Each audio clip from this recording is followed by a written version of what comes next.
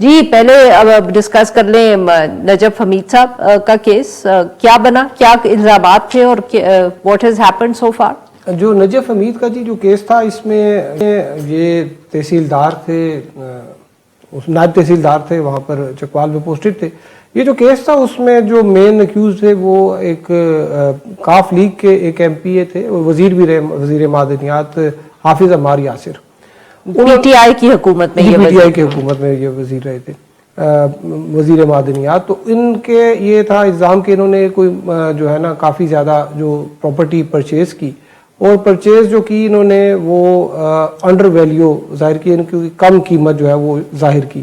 اور ان کی پھر ٹرانسفرز وغیرہ ان کی ملی بھگت سے، کیونکہ ایک ریٹ ہوتا ہے، ڈی سی ریٹ ہوتا ہے، اس سے کے حساب سے آپ نے جو ہے پراپرٹی ٹرانسفر کرنی ہوتی ہے۔ تو اس میں ان کا جو تھا وہ چونکہ ان کا اثر و رسوخ کافی تھا، انہوں نے وہاں پہ جو میونسپل کارپوریشن کے تھے جو چیئرمین، ان کی بھی ساتھ ملی بھگت تھی، اور ساتھ میں جو ریونیو کا جو اہلکار تھے، جس میں نجف حمید صاحب تھے، اور ساتھ میں کوئی ملک جلیل کو پٹواری ہیں، اور اس طرح کچھ 4-5 وہ لوگ بھی تھے، اور ان کے خلاف جو ہے وہ ایک اینٹی کرپشن اسٹیبلشمنٹ میں ایک انکوائری ہوئی، اور اس انکوائری کے بعد جو ہے وہ ایف آئی آر درج ہوئی، اور ان کے یہ آئے ہوئے تھے کل گزشتہ روز جو ہے یہ ایک دن قبل جو ہے وہ آئے تھے۔ تو وہ جو ایم پی اے ہیں وہ کدھر ہیں؟ وہ تو ان کے آلریڈی اس کے اوپر وہ الگ سے انہوں نے وہ چل رہا تھا کیس۔ اچھا نہیں بٹ وہ اریسٹ کیا ہوا ہے انہیں، یا وہ بھی وہ اریسٹ ہے، یہ تو اس میں شریک ملزم۔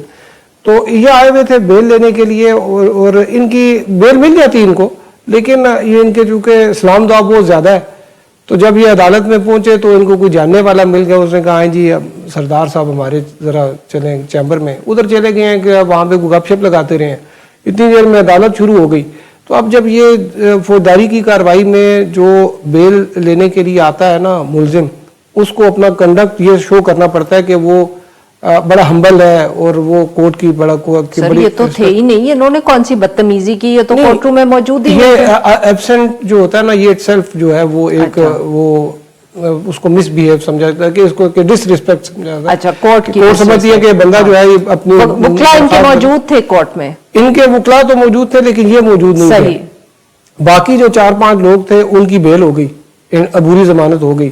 یہ نہیں تھے۔ تو جج نے پوچھا کہ وہ کدھر ہیں؟ جج تھے جو اینٹی کرپشن اسٹیبلشمنٹ کی جو خصوصی عدالت ہے راولپنڈی کی، علی نواز بکھر ان کا نام ہے۔ انہوں نے کہا یہ کدھر ہے؟ تو یہ تھے نہیں، تو انہوں نے کہا کہ میں بیل ڈسمس کر دی، کیونکہ یہ قانون میں بھی یہ جب ڈسمس ہو گئی تو پھر یہ کہیں آہستہ آہستہ آ رہے تھے عدالت میں، تو ان کو پتہ چلا کہ بیل ڈسمس ہو گئی، تو یہ کہیں لوگوں نے پھر ایک تو یہ تھا کہ شاید یہ چلے جائیں پھر، لیکن ان کو کہا کہ جی آپ عدالت میں چلیں۔ یہ عدالت میں گئے ہیں، وہاں پر انہوں نے جج صاحب سے ریکویسٹ کی کہ آپ یہ اپنا فیصلہ واپس نہیں آ گیا، ان کو بھی ضمانت دے دیں۔ تو جج نے کہا کہ میں چونکہ آرڈر اناؤنس کر چکا ہوں، تو میں یہ اپنا آرڈر، میرے پاس یہ پاور نہیں ہے، اختیار نہیں ہے کہ میں اس کو ریوزٹ کروں، ریویو کروں۔ تو پھر ان کو جو ہے وہ لے کے چلے گئے اسپیشل جو ان کا جو سینئر سول جج ہوتا ہے ان کے پاس لے کے گئے۔ تو کیونکہ پھر اگر آپ کی جب بیل ڈسمس ہوگی تو پھر آپ اریسٹ ہو جاتے ہیں، ان کو اریسٹ کر لیا گیا، اور ان کو پھر ادھر لے کے گئے، تو وہ جو سینئر سول جج تھے انہوں نے ان کا جوڈیشل ریمانڈ کر دیا، ان کو اڈیالہ جیل بھجوا دیا گیا، اور اسی دن انہوں نے پھر ایک یعنی کہ وہ ایک ٹیکنیکل سا ایشو تھا، تو اس لیے آج ان کو بیل مل گئی، آج ان کو 2 لاکھ روپے کے مچلکے پہ بیل مل گئی ہے، اور وہ آ گئے۔ لوگ ویسے اس دن بھی کہہ رہے تھے کہ نہیں یہ پاورفل آدمی ہے، آ جائیں گے، لیکن میرا یہ خیال تھا کہ اب یہ کوئی قانونی، باقی لوگوں کو مل گئی ہے بیل، تو یہ قانونی ان کا وہ ہے تقاضا ہے، ان کو بھی بیل مل ہی جائے گی۔ بالکل ٹھیک جی۔